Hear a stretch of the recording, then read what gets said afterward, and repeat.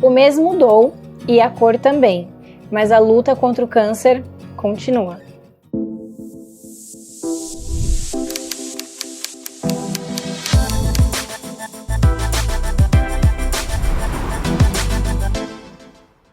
Meu nome é Rafael Pedroso, eu sou médico urologista.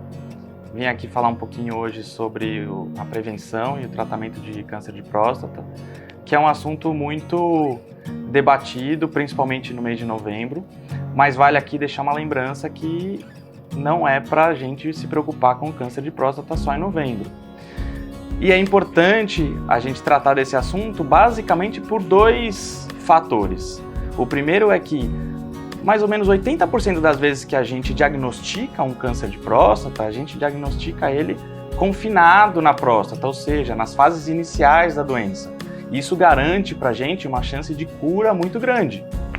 Cerca de 90% a 95% dos casos, a gente consegue curar. E a outra coisa muito importante que a gente precisa ressaltar aqui é deixar de ter a vergonha de passar com um médico urologista. Tem que fazer o acompanhamento todo ano, a partir dos 45 anos.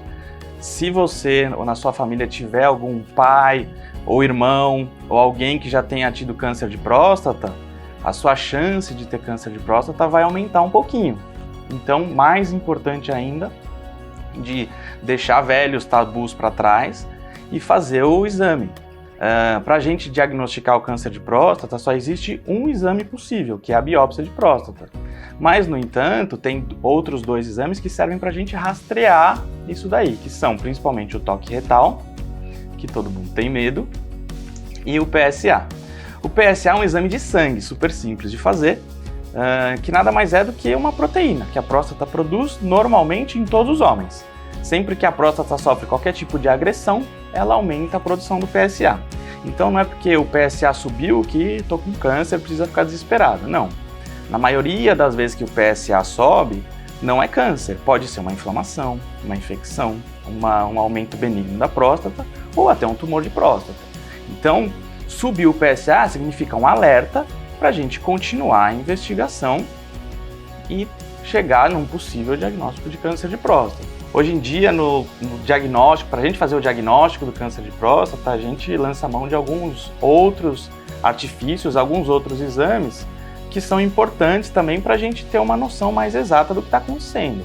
O principal deles que veio ajudar muito a gente é a ressonância magnética. A ressonância, ela hoje serve para a gente, grosseiramente falando, como um passo intermediário entre a gente levantar a suspeita de câncer de próstata e chegar a fazer o diagnóstico ou, pelo menos, pedir uma biópsia, que é um exame um pouco mais invasivo, é um exame um pouco mais desconfortável, mas a ressonância pode dar pra gente uma noção, uma ideia de que se aquela alteração do PSA é suspeita para câncer de próstata ou se não é suspeita. Então, quando você pegar o laudo da sua ressonância ali, se o seu médico lhe pedir, você vai ver que ele tem uma classificação lá, PIRADS, que vai de 1 a 5. Aquela classificação basicamente mostra para você a chance daquela lesão, daquela suspeita ser de câncer de próstata ou não. Então o radiologista que olhar vai dar a nota lá de 1 a 5. 1 e 2 são basicamente alterações benignas, 4 e 5 são alterações malignas, claro que o 5 mais do que o 4, e o 3 é o famoso muro, nem que sim, nem que não. Mas claro, isso é um exame muito subjetivo. Se eu der o mesmo exame para 100 radiologistas olharem, nem todo mundo vai dar a mesma nota.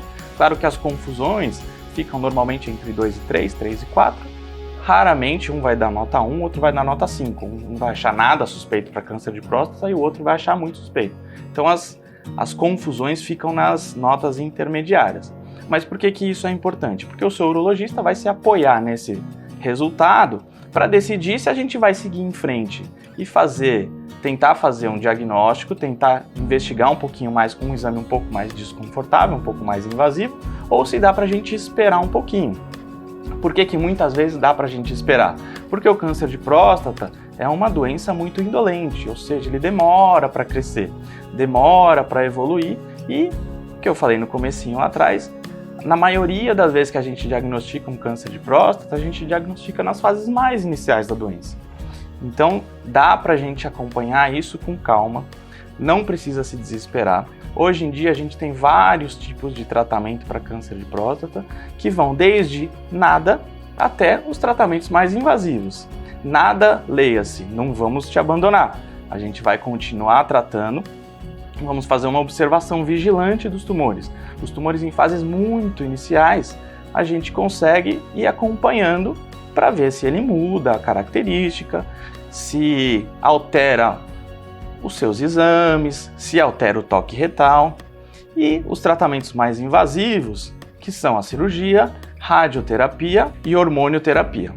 Isso quem vai escolher é o médico junto com o paciente de acordo com o estadiamento, de acordo com o grau que a doença estiver te acometendo. Então, dos tumores, dos tratamentos do câncer de próstata, como que a gente basicamente escolhe qual que a gente vai adotar para cada tipo de paciente? São 3 pilares que a gente segue, que norteiam o tratamento.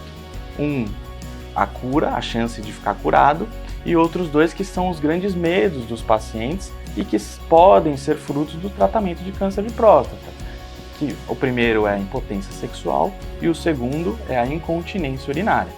Então, entre cirurgia e a radioterapia, que são os tratamentos mais comuns, a cirurgia ela cura mais, mas ela pode levar um pouquinho mais de impotência, um pouquinho mais de incontinência urinária. A radioterapia tem uma taxa de cura menor, mas ela vai levar um pouquinho menos de incontinência, um pouquinho menos de impotência sexual. Uma das desvantagens da radioterapia que a cirurgia não tem é que a radioterapia, grosseiramente falando, ele vai queimar a lesão. E ali ele pode acabar queimando também alguns tecidos que estão perto ali da próstata, como a bexiga, o intestino, o reto, e levar alguns outros sintomas futuros, como sangramento nas fezes, sangramento na urina, ardência urinar, que são coisas que o tratamento cirúrgico não vão lhe causar. A preocupação com a sua saúde não pode ser maior que o preconceito que você tem de ser submetido a um simples exame. E também não pode ser maior que a vergonha de passar pelo fato de a sua mulher agendar a consulta para você. Tem que ir no médico, tem que fazer o exame, tem que ser regular, todos os anos tem que fazer, porque quanto mais cedo a gente diagnosticar uma doença como câncer de próstata, maiores são as chances de cura.